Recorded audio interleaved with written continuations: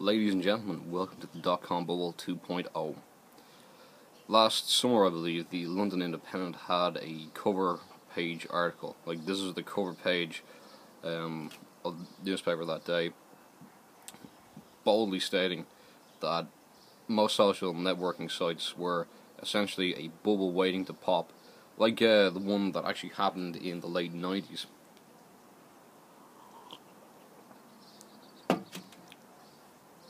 With recent news of Facebook and its entry onto the Nasdaq, where its initial price offering, or IPO, was about $38, and it had a 2-day decline to $36.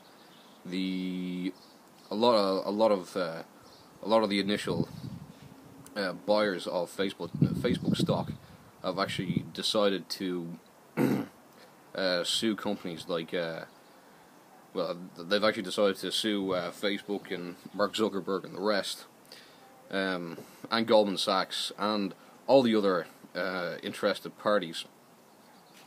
And this is a simple case of history repeating itself. Like, we saw it in the 90s when the dot-com sector, like these new, bold, brave internet companies, had decided to sort of float themselves in the stock market, and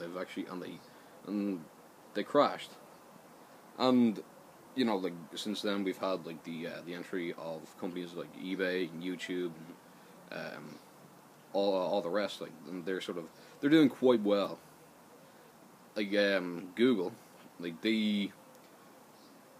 their stock price, I believe, is priced about $380 a share.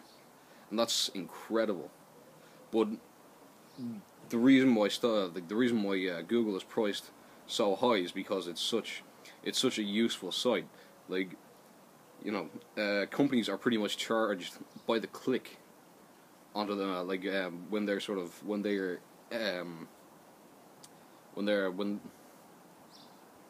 searched for within Google. Google are pretty much providing advertising, instant advertising of a certain product or service to the consumer, and that's absolutely valuable. Facebook, not so much. Like,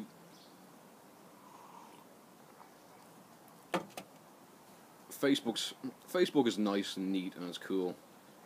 Like, you can talk to your friends, you can see what's going on, you can see where your friends are, you can see what your friends' interests are. And there's hundreds of thousands of different businesses sort of advertising their wares on Facebook, and that's been the norm for like the past couple of years. And if you walk anywhere in Dublin, like, you're literally gonna see like 5 or 6 Facebook symbols within a minute, and like that's sort of the whole route that companies are sort of going down. They want to be socially engaged with their customers, and I don't blame them for doing that. But the thing is, they're not, like, when they can actually sort of make tangible returns on the investment that certain companies are actually making into their services. Like, that's when they're actually going to sort of start making profits, and their stock price is going to increase. But unfortunately, it hasn't been properly sort of thought through by the Wall Street bigwigs, and the Madison Avenue bigwigs are they're getting very concerned, and they're becoming afraid. Like, if they can't actually like make a return from their investment in Facebook, like, it's going to be worth pennies within weeks. So,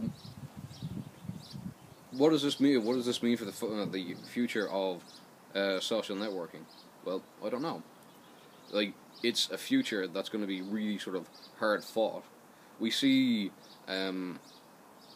websites now like Google Plus, which is essentially which is essentially Google's answer to Facebook, and that's becoming very well advertised, but from what I hear, it's really only sort of for It's only really mainly used by Google employees. And like when social networking when it first actually started in like the middle of the last decade, like you had the likes of MySpace and Bebo, and we all see where they went. Like America Online, AOL, they bought Bebo for a couple $100 million off the original creator, and what do they have now? They have an absolute dud. Like they're not gonna ever see the return they made. In fact, I think they actually sold that on to somebody else who was actually trying to properly invest in Bebo and make it sort of a proper going concern again. But I don't see it happening into the future. No, I see social networking going the way of the Macarena. It's a really fickle business. It looks cool and it's trendy and everyone's into it, but it's just absolutely pants. But who knows? I could be wrong. In fact, like one of the major investors into MySpace was actually the Fox Corporation. But they never got their return out of it. Like when they bought it from that guy, what was his name, Tom Brady or something like that. They thought they had a fucking gold mine, and look at it now. Like people are people have left it in their droves. I've actually left Facebook because I don't see the point in social media. It's just gonna be a fad, and it's gonna be. What I'm trying to say is, social media, no matter what site it is, be it Facebook, Twitter, MySpace, or Bebo, it's essentially gonna be. It's gonna be a movie of the week, a T-shirt at best, to quote Brad Pitt in Seven.